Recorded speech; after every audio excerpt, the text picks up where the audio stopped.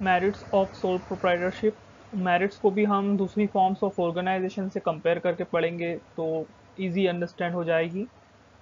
सबसे पहले quick decision making.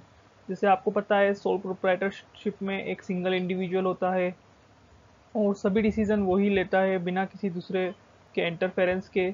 इसीलिए जो डिसीजन है वो क्विकली ले सकते हैं, prompt quick decision soul proprietorship में लिए जा सकते हैं। जबकि दूसरी फॉर्म्स ऑफ ऑर्गेनाइजेशन में कुछ भी डिसीजन लेने से पहले दूसरे मेंबर से कंसल्ट करना पड़ता है, उनकी कंसेंट भी ज़रूरी होती है, जैसे पार्टनरशिप और जॉइंट स्टॉक कंपनी या फिर कोऑपरेटिव सोसाइटी। तो सोल प्रोप्राइटरशिप को एक बेनिफिट है क्विक डिसीजन मेकिंग का, डिसीजन जो है वो टाइम पर लिए जा सकते हैं। Confidentiality of information. कॉन्फिडेंशियलिटी मतलब कीपिंग सीक्रेट।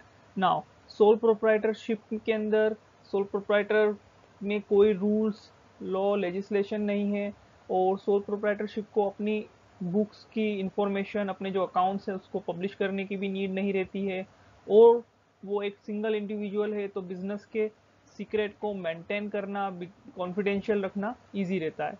तो सोल प्रोप्राइटर को अपने बुक्स, अपने अकाउंट्स, अपनी पर्सनल, अपने बिजनेस से रिलेटेड इंफॉर्मेशन कहीं पर भी पब्लिश नहीं करना पड़ती। लेकिन अगर आप कंपनी को देखें तो कंपनी को हर ईयर एनुअल रिपोर्ट पब्लिश करना पड़ती है जिसमें उसको अपने रिवेन्यू, असेट्स, लाइबिलिटीज और बाकी बिजनेस की सारी इंफॉर्मेशन देना पड़ती है। तो सोल प्रोप्राइटरशिप जो है वो एक ऐसी फॉर्म ऑफ ऑर्गेनाइजेशन है जिसमें बिजनेस की इंफॉर्मेशन को कॉन्फिडेंशियल रखा जा सकता है। Direct incentive. डायरेक्ट इंसेंटिव का मतलब, इंसेंटिव मीन्स रिवॉर्ड हियर। तो सोल प्रोप्राइटरशिप में जो भी प्रॉफिट अर्न होता है वो सारा प्रॉफिट सोल प्रोप्राइटर का होता है। तो जब एक सिंगल इंडिविजुअल को पता हो कि वो सारा प्रॉफिट उसका है तो जितना वो हार्ड वर्क करेगा उतना ही वो गेन करेगा। तो इसी को हम डायरेक्ट इंसेंटिव बोलते हैं। जबकि दूसरी फॉर्म्स ऑफ ऑर्गेनाइजेशन में डायरेक्ट इंसेंटिव नहीं होता है। फॉर एग्जांपल पार्टनरशिप में अगर एक पार्टनर हार्ड वर्किंग है बट अदर पार्टनर इतने अच्छे से वर्क नहीं कर रहे हैं तो वहाँ पर उसको डायरेक्ट इंसेंटिव नहीं मिलेगा। उसके हार्ड वर्क और उसकी डेडिकेशन का फ़ायदा दूसरे पार्टनर्स को भी मिलेगा और दूसरे पार्टनर्स अगर ढंग से काम नहीं करेंगे तो हो सकता है उसको लॉस भी सफ़र हो। दूसरी फॉर्म्स ऑफ ऑर्गेनाइजेशन में ऐसा होता है। लेकिन सोल प्रोप्राइटरशिप में सारा प्रॉफिट रिसिपेंट सोल प्रोप्राइटर ही सारे प्रॉफिट का सोल रिसिपेंट होता है। इसीलिए जो भी प्रॉफिट होता है वो उस सिंगल इंडिविजुअल को मिलता है। तो इससे उसका डायरेक्ट इंसेंटिव रहता है तो वो और अच्छे से वर्क करता है ऑर्गेनाइजेशन में। Now sense of accomplishment. Soul proprietorship में सिंगल इंडिविजुअल सक्सेस होने के बाद या कुछ अचीव, बिजनेस में कुछ अचीव करने के बाद उसको sense of accomplishment, self satisfaction feel होता है। जबकि दूसरी फॉर्म्स ऑफ ऑर्गेनाइजेशन में सेंस ऑफ अकम्पलिशमेंट फील नहीं होता है क्योंकि वहाँ पे एक कंप्लीट टीम होती है, पार्टनरशिप में, जॉइंट स्टॉक कंपनी में। तो इसीलिए सोल प्रोप्राइटरशिप में जब एक इंडिविजुअल कुछ अचीव करता है तो उसका कॉन्फिडेंस इंक्रीज होता है, उसको एक अकम्पलिशमेंट का फील होता है कि उसने कुछ अचीव किया है। फिफ्थ वन, जो सोल प्रोप्राइटरशिप को स्टार्ट करना और सोल प्रोप्राइटरशिप को बंद करना भी बहुत इजी है। कोई लीगल फॉर्मेलिटीज़ की ज़्यादा रिक्वायरमेंट नहीं रहती है।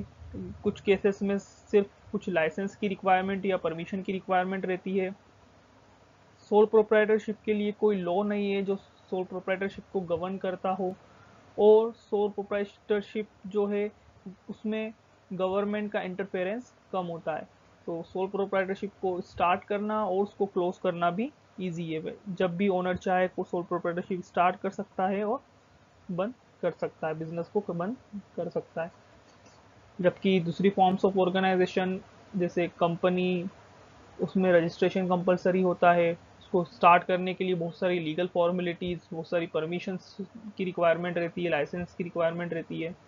सेम वे कोऑपरेटिव सोसाइटी, उसमें भी बहुत सारी, उसको का भी रजिस्ट्रेशन जो है वो कंपलसरी है। जबकि सोल प्रोप्राइटरशिप में ऐसा कुछ भी नहीं है। और कंपनीज को गवर्न करने के लिए कंपनीज एक्ट 2013 है और कोऑपरेटिव सोसाइटी को गवर्न करने के लिए कोऑपरेटिव एक्ट है, पार्टनरशिप को गवर्न करने के लिए पार्टनरशिप एक्ट है। लेकिन सोल प्रोप्राइटरशिप के लिए ऐसा कोई सेपरेट एक्ट या अलग कोई कानून नहीं है। सोल प्रोप्राइटरशिप की लिमिटेशंस, तो सोल प्रोप्राइटरशिप के जो रिसोर्स होते हैं वो लिमिटेड रहते हैं, क्योंकि एक सिंगल इंडिविजुअल रहता है तो उसकी जितनी कैपेसिटी होती है वो ही उतनी कैपेसिटी ही वो बिजनेस में कंट्रीब्यूट कर पाता है।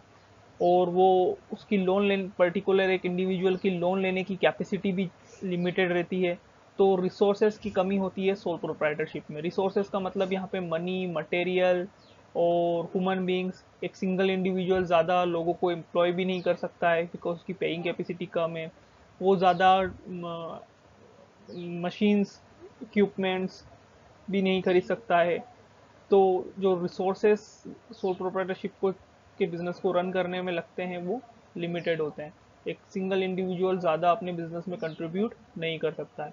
वो अपनी पर्सनल सेविंग और बोरोविंग कहीं से लोन लेकर बिजनेस में इन्वेस्ट करता है, और उसकी जो लोन लेने की कैपेसिटी है सिंगल इंडिविजुअल की वो भी कम रहती है।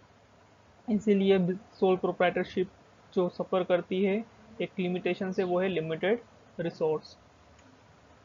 Now, limited life of the business concern. Sole proprietor form of business की अनसर्टेन लाइफ होती है, ये हमने कैरेक्टरिस्टिक्स में भी स्टडी किया था। अगर सोल प्रोप्राइटर की डेथ हो जाती है या वो इंसॉल्वेंट हो जाता है, बैंकरप्ट हो जाता है। इंसॉल्वेंट, बैंकरप्ट मतलब उसके पास इतना पैसा नहीं है कि वो अपनी लाइबिलिटीज़ को पे कर पाए, या फिर वो इलनेस हो जाती है, या वो लुनेटिक, पागल हो जाता है। तो ये सारे रीजंस से बिजनेस का एंड हो सकता है, बिकॉज वो एक सिंगल इंडिविजुअल है जो बिजनेस को रन करता है, मैनेज करता है। तो सोल प्रोप्राइटरशिप की एक लिमिटेशन ये भी है कि बिजनेस की लिमिटेड लाइफ होती है, लिमिटेड अनसर्टेन लाइफ होती है। Now, unlimited liability. Unlimited liability का मतलब होता है कि बिजनेस का ओनर बिजनेस की लाइबिलिटी के लिए पर्सनली लाइबल है। मतलब अगर उसको बिजनेस की डेट्स पे करना है तो उसमें उसे अपनी पर्सनल प्रॉपर्टी भी यूज़ करना होगी, इसी को हम अनलिमिटेड लाइबिलिटी बोलते हैं। ये सोल प्रोप्राइटरशिप का सबसे बड़ा डिसएडवांटेज है। अगर बिजनेस उसके क्रेडिटर्स को पे नहीं कर पाता है तो बिजनेसमैन को अपने पर्सनल असेट्स को सेल करके बिजनेस के क्रेडिटर्स को पे करना रहता है। तो बिजनेस सोल प्रोप्राइटरशिप में जो ओनर रहता है उसकी लाइबिलिटी अनलिमिटेड रहती है। और अगर हम लिमिटेड बोलें तो लिमिटेड लाइबिलिटी का मतलब यहाँ पर ये होता कि अगर सपोज ओनर ने बिजनेस में 1 लाख रुपीज़ इन्वेस्ट किए हैं तो उसकी लाइबिलिटी लिमिटेड है 1 लाख तक, कि सिर्फ उसके अगर डूबेंगे तो 1 लाख रुपीज़ ही डूबेंगे। अगर क्रेडिटर को रिकवर करना है तो 1 लाख रुपीज़ में से रिकवर कर लें और उनको कुछ भी एक्स्ट्रा नहीं मिलेगा। लेकिन सोल प्रोप्राइटरशिप में ऐसा नहीं होता है। अगर बिजनेस के असेट्स, बिजनेस के पास इतना पैसा नहीं है कि वो अपने लाइबिलिटीज को पे कर पाए, तो ओनर को अपनी पर्सनल प्रॉपर्टी को पे करना पड़ता है। क्योंकि हमने यहाँ पे सोल प्रोप्राइटरशिप में ये भी पढ़ा था सेपरेट एंटिटी कॉन्सेप्ट में, जो कैरेक्टरिस्टिक्स था उसमें, कि सोल प्रोप्राइटरशिप और सोल प्रोप्राइटर की कोई सेपरेट एंटिटी नहीं होती है। In the eyes of law both are consider same. Government की आइज में, लॉ की आइज में ये दोनों सेम ही हैं। Now last, limited managerial ability.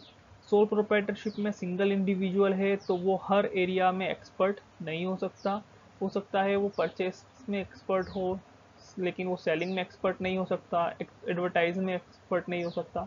तो एक इंडिविजुअल के पास सारे स्किल्स, सारे मैनेजरियल स्किल्स होना पॉसिबल नहीं है।